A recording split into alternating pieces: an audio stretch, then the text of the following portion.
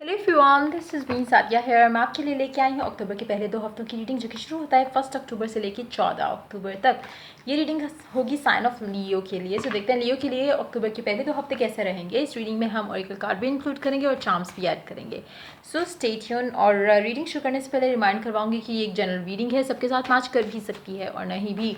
सो जो मैसेजेस, जो बातें, जो चीज़ें आपकी लाइफ में आपकी सिचुएशन से मैच करती हैं, आप उन मैसेजेस को पिक करो और बाकी सबको छोड़ दो। अगर आप पर्सनल रीडिंग चाहते हो पेपाल से या इजी पैसे से पेमेंट कर सकते हो, सिर्फ तभी मुझे रीच आउट करो। और रीच आउट करने से पहले डिस्क्रिप्शन बॉक्स चेक कर लो, उसमें सब मैंशनड है कि कौन सी रीडिंग कौन सी प्राइस पे है। तो अगर आप रेडी टू पे हो, सिर्फ तभी मुझे रीच आउट करो, ताकि आपका टाइम भी वेस्ट नहीं हो और मेरा भी। उसके अलावा अगर आप चाहो तो मुझे इंस्टाग्राम पे फॉलो कर सकते हो, वहाँ पे मैं डेली रीडिंग्स अपलोड करती हूँ। उसके अलावा अगर आप चाहो तो कमेंट सेक्शन में मैं सिस्टर के चैनल का लिंक ऐड करूँगी, अगर आपको पसंद आए तो आप उसको भी सब्सक्राइब कर सकते हो। सो स्टार्ट करते हैं लियो के लिए रीडिंग। देखते हैं कि पहले 2 हफ्ते लियो के लिए कैसे रहेंगे। Yup, let's begin. आपको कुछ चीज़ों में आपको लगेगा कि आपके ऊपर काले बादल मंडला रहे हैं। It can be in your love life, it can be in your work life, it can be in any area of your life, लेकिन आपको थोड़ा डर लगा रहेगा। अगर ऐसा होता है तो कोशिश करो कि सदका खैरात करके घर से निकलो। स्पेशली अगर आप कोशिश करो, चाहे आप किसी भी एज के हिस्से में क्यों ना हो, आप कोशिश करो कि अगर आप मतलब डेली बेशक ना करो, लेकिन कोशिश करो, चाहे आप अक्टूबर के लिए आप इस नीयत से दे दो कि अक्टूबर के मंथ का सदका या खैरात आप किसी को दे दो, ताकि आपके ऊपर मुश्किलें अगर कोई आने वाली है तो वो दूर हो जाएं। कोशिश करो। अगर आप खुद से अगर आप किसी को जानते हो जो कि लियो साइन का है और आप चाहते हो कि उसके ऊपर कोई ऐसी परेशानी ना आए, तो आप अपनी तरफ से भी उसके लिए सदका कर सकते हो।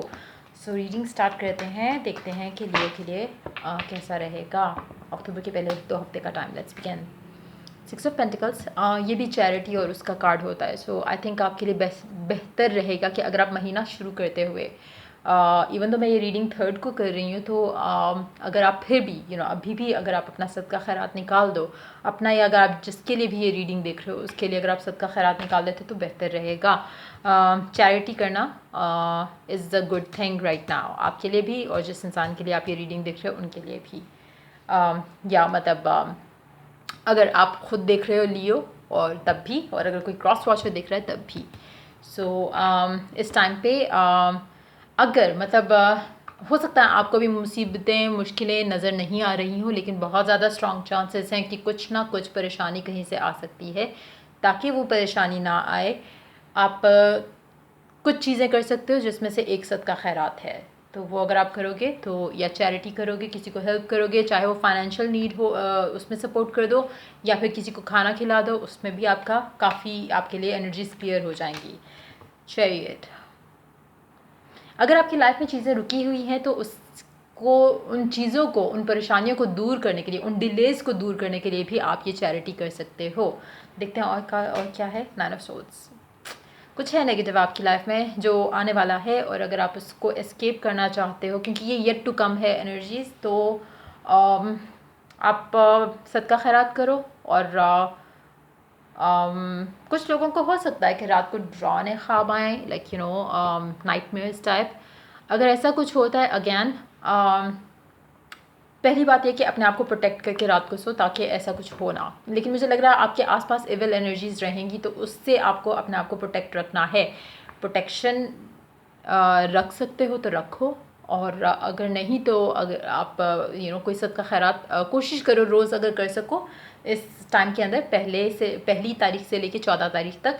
लेकिन बेस्ट आई थिंक ये रहेगा, मतलब अगर आप रोज़ करना चाहो वो आपकी चॉइस है, लेकिन बेस्ट आई थिंक ये रहेगा कि आप इस पूरे टाइम के लिए कुछ, मतलब इस नियत से जो है किसी को हेल्प कर दो कि आप इस पूरे टाइम के लिए अपने आप को उस चीज़ से बचाने के लिए सदका दे रहे हो। एक नियत क्लियर रखो अपनी, और आई होप कि आप इस चीज़ को एस्केप कर सकोगे। Let's see my card. 7 of wands, 8 of wands,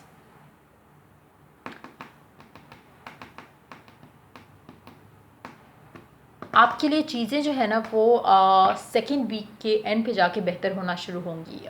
second week के एंड का जो टाइम होगा, उसमें आपकी लाइफ में थोड़ी मूवमेंट आपको नज़र आना शुरू हो जाएगी। शुरू में बहुत ज़्यादा चीज़ें स्टक रहेंगी, जिसकी वजह से आपको बहुत ज़्यादा परेशानी का सामना करना पड़ सकता है। आपके ट्रैवल प्लान्स अगर होंगे डिले होंगे, ट्रैवल ओवरऑल आपके लिए ज़्यादा पॉजिटिव नहीं रहेगा। कोशिश करो कि आप अननेसेसरी ट्रैवल नहीं करो। उसके अलावा अगर आपको करना है तो मेक श्योर कि आप अपने आप को just to keep yourself on the safe side, आप हमेशा सदका खैरात करके निकलो घर से, या इस नीयत के साथ अपनी प्रोटेक्शन के साथ निकलो। जैसे डिफरेंट रिलीजन में डिफरेंट चीज़ें होती हैं। जैसे फॉर द मुस्लिम्स आयतुल कुर्सी पढ़ के निकलो तो that would be good. Hindu culture में आई डोंट नो कि क्या होता है, लेकिन अगर आपको कुछ पता है जो आप बताना चाहते हो अपने बाकी लोगों से शेयर करना चाहते हो, आप कमेंट सेक्शन में शेयर कर सकते हो। क्रिश्चियनिटी में भी आई एम श्योर कुछ ना कुछ ऐसा होता होगा, कोई प्रेयर होती होगी जिसको आप करके आप निकल सकते हो, या जिस तरह से सिख जो लोग हैं उनके लिए भी आई एम श्योर कि कुछ ना कुछ होता होगा, आप वो करके निकल सकते हो घर से। उसके अलावा अगर आप चाहो तो मेरी प्रोटेक्शन सर्विस परचेज कर सकते हो, बट येस मतलब वो आपकी अपनी चॉइस है। आप जिस तरह से भी अपने आप को सेव करना चाहो कर सकते हो। अगर आप ये सब नहीं भी करना चाहते तो आप कहीं ना कहीं जैसे मैंने कहा सदका खैरात, उससे भी आप बचे रहोगे, उन नेगेटिव एनर्जीज से बचे रहोगे। उसके अलावा परिंदों को खाना खिलाना या प्लांट्स की टेक केयर करना, वो भी एक एक सदका खैरात के अंदर कंसिडर होगा इस टाइम के अंदर। सो कोशिश करो कि अगर आप वो कर सकते हो, जैसे पौधों को पानी दे देना या इस तरह की चीज़, वो भी कर सकते हो। लेकिन आपकी परेशानियाँ जो कम होना शुरू होंगी वो मुझे लगता है कि आप सेकेंड जो है वो वीक के एंड पे आपकी परेशानियाँ थोड़ी कम होंगी।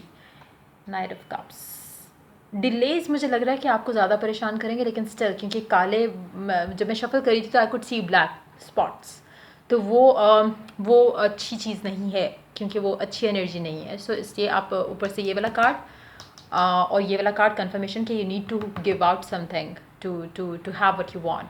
सो कोशिश करो कि जो भी आप चाह रहे हो कि आपको मिले, उसके लिए आप या जो भी चीज़ें आप मूव करना चाह रहे हो अपनी लाइफ में, उसके लिए आप सदका खैरात कर दो तो आपके लिए अच्छा रहेगा।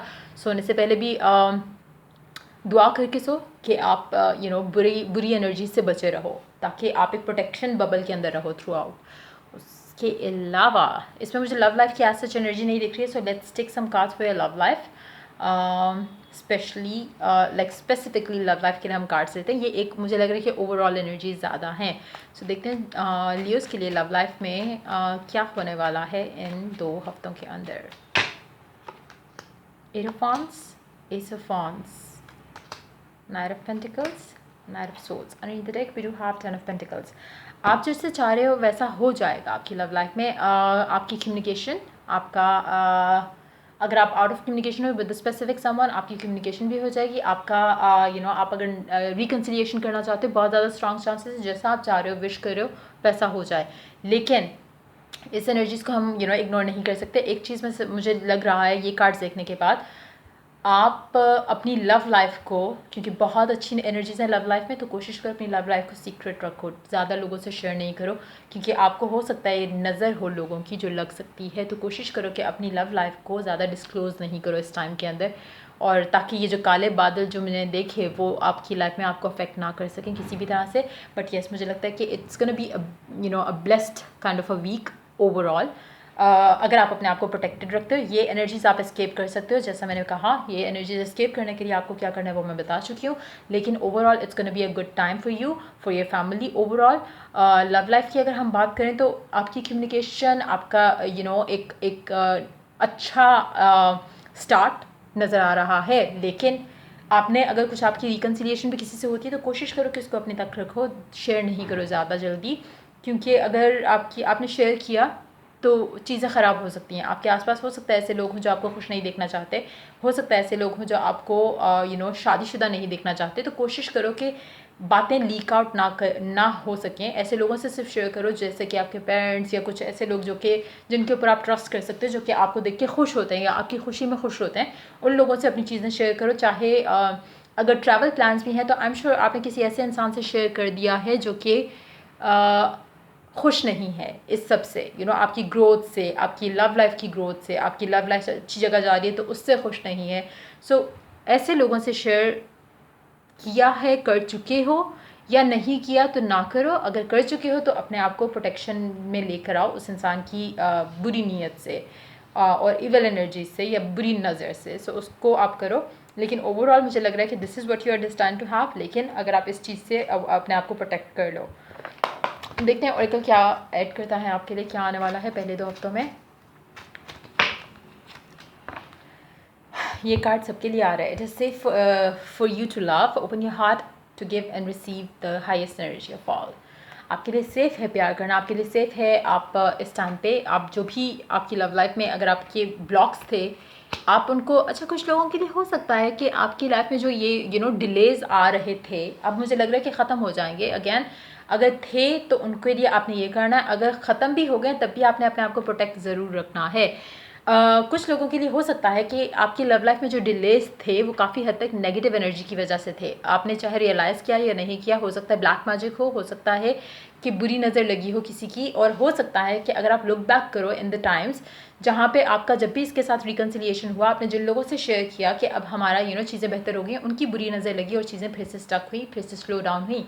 इस दफ़ा जब आपका रिकन्सिलिएशन होता है, इस दफ़ा जब आपकी लव लाइफ आगे थोड़ी मूव होती दिख रही है आपको, या कोई और अगर चाहे वो जॉब के सिलसिले में कुछ बेहतरी आ रही है, तो किसी से शेयर नहीं करो जब तक चीज़ें हो नहीं जाती। जब तक अगर हो भी जाती हैं तो प्रोटेक्शन के साथ किसी से शेयर करो ताकि किसी की बुरी नज़र अफेक्ट ना कर सके आपको या आपकी एरिया किसी भी लाइफ के एरिया को। सो देखते हैं ऑरेकल एक और कार्ड और उसके बाद फिर हम चार्म्स ऐड करेंगे। Ask for help, what do you really need, be willing to accept support.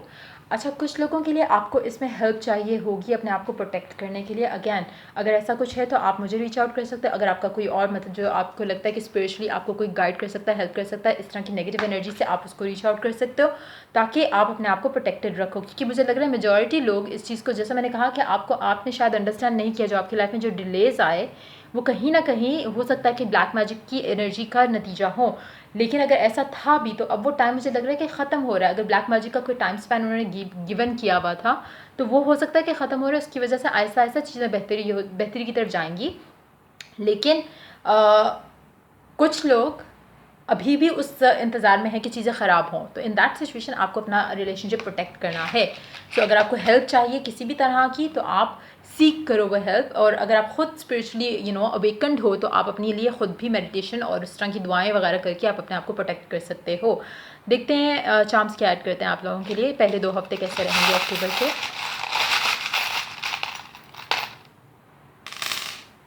M आपका नाम का इनिशियल भी हो सकता है, आपके पर्सन का भी हो सकता है। इविल एनर्जीज डेफिनेटली आपके आसपास मंडला रही हैं। Try to avoid them.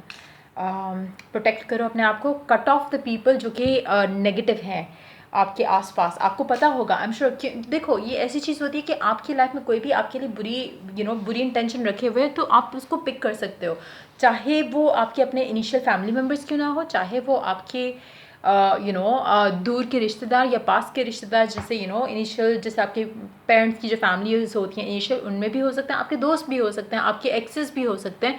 लेकिन जो भी सिचुएशन है उसको आई एम श्योर कि आपको पता है कि कौन से ऐसे लोग हैं जिनसे आपने कभी शेयर किया और चीज़ें आपके बिल्कुल अगेंस्ट चली गई हों। कोशिश करो कि ऐसी चीज़ों से अपने आप को दूर रखो और बचा के रखो। उसके अलावा